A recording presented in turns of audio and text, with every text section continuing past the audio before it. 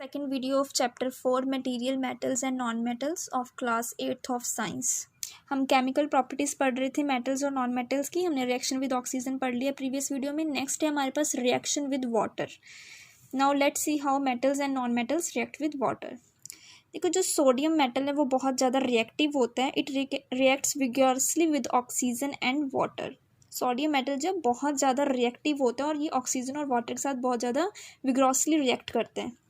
Vigorously means यहाँ पे बहुत सारी हीट प्रोड्यूस होती है, बहुत ज़्यादा जो हीट है रिएक्शन में जनरेट हो जाती है। इसीलिए इसको क्या कैरोसिन में स्टोर करके रखा जाता है।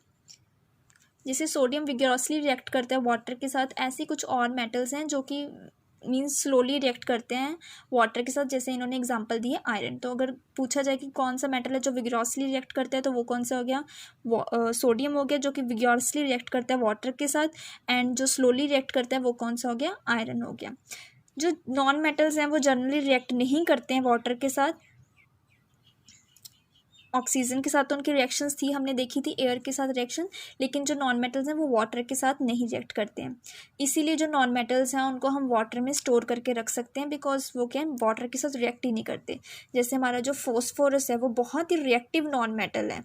अगर वो एयर के कांटेक्ट में आता है तो वो इजीली क्या फायर एक्सपोज कर लेता है, बहुत ज़्यादा रिएक्टिव होता है। इसीलिए फॉस्फोरस को हमेशा क्या वाटर में स्टोर करके रखा जाता है, बिकॉज फॉस्फोरस क्या एक नॉन मेटल है और नॉन मेटल वाटर के साथ रिएक्ट नहीं करते हैं। To prevent the contact of phosphorus with the atmospheric oxygen it is stored in water. तो आपसे क्वेश्चन पूछा जा सकता है कि फॉस्फोरस को किस में स्टोर किया जाता है? वाटर में। क्यों किया जाता है? Because it is very reactive and it catches fire when it is expose to air. Now next है रिएक्शन विद एसिड्स। एसिड्स के साथ मेटल्स और नॉन मेटल्स किस तरह से रिएक्ट करते हैं। उसके लिए आपको एक एक्टिविटी दी गई है, सी द एक्टिविटी 4.6। आपने क्या करना है, कुछ सैम्पल्स ले लेने हैं मेटल्स और नॉन मेटल्स के। जैसे यहाँ पे दिया गया है, मैग्नीशियम मेटल है, एल्युमिनियम मेटल है, आयरन, कॉपर ये मेटल है, चारकोल और सल्फर के ये नॉन मेटल्स हैं। कुछ सैम्पल्स ले लेने हैं आपने और उनको नेम दे देना है। टेस्ट ट्यूब में, अलग अलग टेस्ट ट्यूब में डाल देना है और उनको नेम दे देना है ABCDEF। With the help of a dropper, add 5 ml of dilute hydrochloric acid to each test tube one by one। फिर क्या करना है, हर एक टेस्ट ट्यूब में 5 ml आपने मेजर करके ड्रॉपर की हेल्प से हाइड्रोक्लोरिक एसिड HCl इसमें डालना है, जो कि डाइल्यूट फॉर्म में है। मीन्स उसमें पानी एडेड है। डाइल्यूट का मीन्स क्या होता है? पानी एडेड है, वो कंसनट्रेटेड फॉर्म में नहीं है।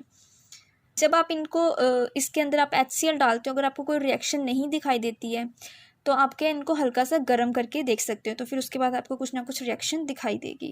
फिर क्या करना है आपने, bring a burning match stick near the mouth of each test tube. इसमें पहले क्या डाला, मैग्नीशियम रिबन डाला, फिर उसके अंदर क्या डाल दिया आपने, HCl डाल दिया। तो उसको अगर रिएक्शन नहीं स्टार्ट हो रही है तो आप वार्म करोगे तो आप देखोगे रिएक्शन स्टार्ट होगी। जब रिएक्शन स्टार्ट हो गई है तो आप हर एक टेस्ट ट्यूब के पास लेके जाओगे, उसके माउथ के पास क्या, मैच स्टिक, जलती हुई मैच स्टिक लेके जाओगे और फिर नोटिस करोगे कि क्या ऑब्जर्व कर रहे हो आप डिफरेंट डिफरेंट टेस्ट ट्यूब के पास। आप जब मैच स्टिक उनके पास लेके जाओगे ना, तो कुछ जो टेस्ट ट्यूब्स के बाहर है आपको पॉप साउंड सुनाई देगी और कुछ में बर्निंग मैच स्टिक की वजह से पॉप साउंड वहाँ पे सुनाई देगी, लेकिन कुछ में नहीं सुनाई देगी। जो नॉन मेटल्स होते हैं ना वो जनरली रिएक्ट नहीं करते हैं एसिड के साथ। हमने अंदर क्या, नॉन मेटल्स के अंदर एसिड डाला था, HCl क्या एक एसिड है, तो नॉन मेटल्स एसिड के साथ रिएक्ट ही नहीं करते, चाहे आप उसे हीट करते जाओ तो वो do not react with acids. But जो मेटल हैं वो रिएक्ट करते हैं एसिड के साथ, और जब रिएक्ट करते हैं तो क्या प्रोड्यूस करते हैं, साथ में हाइड्रोजन गैस प्रोड्यूस करते हैं। ये मेटल्स हो गए आपके, साथ में आपको एसिड होगी, यहाँ पे ये कुछ मटेरियल बनाएंगे और साथ में क्या है, हाइड्रोजन गैस को ये लिबरेट करेंगे, साथ में क्या, हाइड्रोजन रिलीज होगी। जब हाइड्रोजन टेस्ट ट्यूब से बाहर आएगी और आप उसके पास मैच स्टिक रखोगे जलती हुई, तो वहाँ पे एक पॉप साउंड आपको सुनाई देगी। वो पॉप साउंड क्या इंडिकेट कर रही है कि वहाँ पे हाइड्रोजन गैस क्या रिलीज हुई है। एक और यहाँ पे एक एक्सेप्शनल केस बताया गया है कि जो कॉपर है, कॉपर मेटल है, ये डाइल्यूट हाइड्रोक्लोरिक एसिड के साथ रिएक्ट नहीं करता इवन ऑन हीटिंग, पर किसके साथ रिएक्ट करेगा, सल्फ्यूरिक एसिड के साथ करेगा। तो ये एक्सेप्शनल केस है यहाँ पे भी एक, कि जो कॉपर है वो डाइल्यूट HCl के साथ जो है रिएक्ट नहीं करता है, चाहे हीट भी करके देख लो, पर वो सल्फ्यूरिक एसिड के साथ रिएक्ट ईजिली कर जाते हैं। इसीलिए आपको यहाँ पे बोला गया था कि आप डाइल्यूट सल्फ्यूरिक एसिड भी यूज़ कर सकते हो instead of dilute HCl। Next है reaction with base. Prepare a fresh solution of sodium hydroxide in a test tube by dissolving 3-4 pellets of it in 5 ml of water. Sodium hydroxide को dissolve करना है water में और आपने base तैयार करना है। देखो सोडियम हाइड्रोक्साइड का फॉर्मूला क्या होता है NaOH। जिस भी ये देखो OH प्रेजेंट है ना, तो इसका मतलब क्या वो बेस है। HCl था, ऊपर वाली एग्जांपल में हमने HCl लिया था, जहाँ पे ये हाइड्रोजन प्रेजेंट होता है उनको एसिड्स बोलते हैं। तो OH क्या है, यहाँ पे ये बेस प्रेजेंट है तो इसको क्या बोलते हैं सोडियम हाइड्रोक्साइड, और हमने इसी के साथ रिएक्शन करवानी है अपने मेटल्स और नॉन मेटल्स की।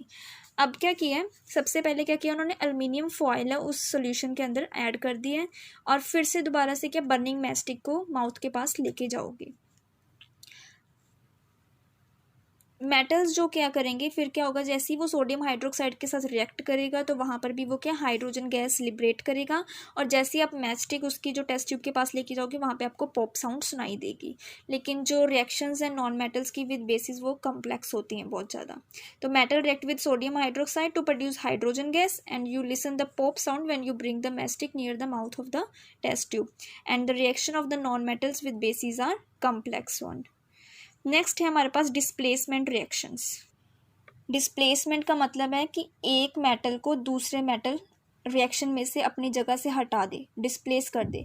तो डिस्प्लेस कौन कर सकता है, एक मेटल दूसरे मेटल को, जो स्ट्रॉन्गर वन होगा वही डिस्प्लेस कर पाएगा। तो जो भी मेटल स्ट्रॉन्ग होंगे वो अपने से जो कम मेटल हैं, वीक मेटल्स हैं, उनको रिएक्शन में से डिस्प्लेस करके उनकी जगह ले लेंगे। तो ये क्या होती हैं, डिस्प्लेसमेंट रिएक्शंस होती हैं। देखो आपने इस तरह से ये 5 बीकर्स ले लेने हैं। तो फर्स्ट बीकर में क्या किया है, इस बीकर में कॉपर सल्फेट है, इसका कलर क्या है, ब्लू कलर है। फिर इसके अंदर क्या जिंक के ग्रैन्यूल्स डालने हैं, जिंक डालना है इसके अंदर। जैसे ही आप जिंक डालोगे तो ये रिएक्शन देखो, कॉपर सल्फेट है, ब्लू कलर है, इसके अंदर क्या आप डाल रहे हो, जिंक डाल रहे हो। जिंक क्या होता है, जिंक जो है वो कॉपर से स्ट्रॉन्ग होता है। जिंक क्या कॉपर से स्ट्रॉन्ग होता है। तो जिंक क्या करेगा, कॉपर को यहाँ से डिस्प्लेस कर देगा, हटा देगा, उसकी जगह आ जाएगा। तो क्या बनेगा यहाँ पे, जिंक सल्फेट। यहाँ पे जिंक सल्फेट सॉल्यूशन बन जाएगा जो कि कलरलेस होता है, और जो कॉपर है वो अलग बाहर निकल जाएगा जो कि रेड कलर का होगा। See the diagram. यहाँ पे देखो, पहले कॉपर सल्फेट था, यहाँ पे इसमें हमने जिंक डाला। जिंक जब डाला तो हमने ऊपर की साइड क्या आ गया, हमारे पास जिंक सल्फेट आ गया, और नीचे ये रेड कलर का क्या है, कॉपर रह गया। बिकॉज जिंक क्या था, स्ट्रॉन्ग था एज कम्पेयर टू कॉपर, इसलिए जिंक ने क्या कॉपर को डिस्प्लेस कर दिया और उसकी जगह खुद आ गया जिंक सल्फेट बना दिया उसने रिएक्शन में, और कॉपर हमारे पास यहाँ पे बाहर आ गया। तो इस रिएक्शन को बोलते हैं डिस्प्लेसमेंट रिएक्शन।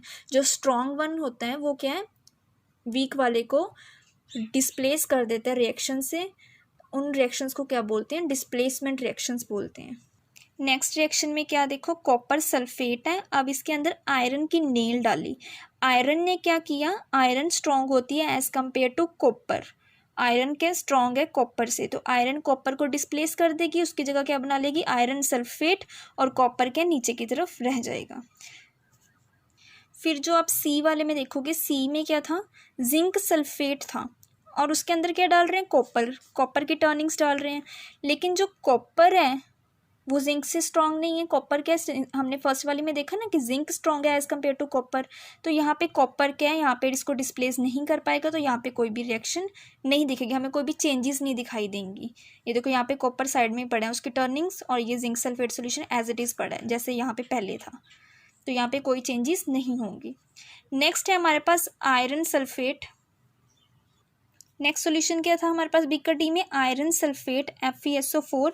यहाँ पे भी हमने कॉपर की टर्निंग्स डाली हैं इसमें, लेकिन हमने अभी सेकंड रिएक्शन में देखा जो आयरन है वो कॉपर से क्या होता है, स्ट्रॉन्ग होता है। तो यहाँ पे कॉपर आयरन को रिप्लेस नहीं कर सकता, तो यहाँ पे भी कोई चेंजेस नहीं होंगी, no change. Next last one क्या है, जिंक सल्फेट आयरन नेल डालिए। लास्ट वाली में देखो आयरन है, आयरन भी जिंक के साथ यहाँ पे कोई चेंज नहीं दिखाई दे रही, बिकॉज जो जिंक है वो आयरन से भी स्ट्रॉन्गेस्ट वन मेटल होता है, इसलिए यहाँ पे भी कोई चेंज नहीं होगी। तो आपने ये सीक्वेंस लर्न करनी है अच्छी तरह से। सी द सीक्वेंस, यहाँ पे जिंक क्या सबसे स्ट्रॉन्ग है, उसके बाद आयरन है, एंड एंड में क्या है, कॉपर है हमारा, अगर इन तीनों मेटल्स में से आपको क्वेश्चन आता है। नेक्स्ट टॉपिक है uses of metals and non metals. This is also very important because या तो डिफरेंसेस मेटल्स और नॉन मेटल्स के पूछे जाते हैं या उनके यूजेस पूछे जाते हैं जनरली। तो you should be able to guess why metals are used in making machinery, automobiles, aeroplanes, train, satellites, industrial gadgets, cooking utensils, water boilers etcetera. देखो क्यों ये चीज़ें यूज़ की जाती हैं मेटल्स की, बिकॉज हमने पढ़ा कि मेटल्स हार्ड होते हैं, लस्ट्रस होते हैं, मेलेबल होते हैं, अच्छी तरह से उन्हें डक्टाइल होते हैं, चेंज कर सकते हैं उनकी शेप को, हम वायर्स में भी कन्वर्ट कर सकते हैं, शीट में भी कन्वर्ट, एंड गुड कंडक्टर होते हैं हीट एंड इलेक्ट्रिसिटी के लिए, इसलिए ये सारे इस मटेरियल्स के बनते हैं। नाउ कुछ यूजेस आपको कहते हैं कि दे रहे हैं, आप फैमिलियर हो नॉन मेटल्स के, आपने गैस करना है कि यहाँ पे कौन सा नॉन मेटल हो सकता है। Non metal is essential for our life which all living beings inhale during breathing. कहते हैं नॉन मेटल हमारे लिए असेंशियल है हमारी लाइफ के लिए, और हर पर्सन क्या है उसे इनहेल करता है जब वो ब्रीथ करता है। तो हम क्या इनहेल करते हैं और क्या हमारे लिए इंपॉर्टेंट है सस्टेनिंग के लिए लाइफ के लिए? ऑक्सीजन, जो कि क्या है एक नॉन मेटल है। तो oxygen is essential for our life which is a non metal which is all the living beings inhale during breathing. Non-metals used in fertilizers to enhance the growth of plants. ऐसे non metals जो use किए जाते हैं as a fertiliser ताकि plants की growth अच्छी हो। तो NPK आपने पढ़ा है, नाइट्रोजन, फॉस्फोरस एंड पोटाशियम, जिसमें से पोटाशियम तो मेटल है, नाइट्रोजन एंड फॉस्फोरस के नॉन मेटल्स हैं जो कि यूज़ किए जाते हैं in as a fertilizer to grow the plants. Non-metal used in the water purification process, जहाँ पे आप क्लोरीन के एग्जांपल दे सकते हैं जो कि वाटर प्योरीफाई करने के लिए यूज़ किया जाता है।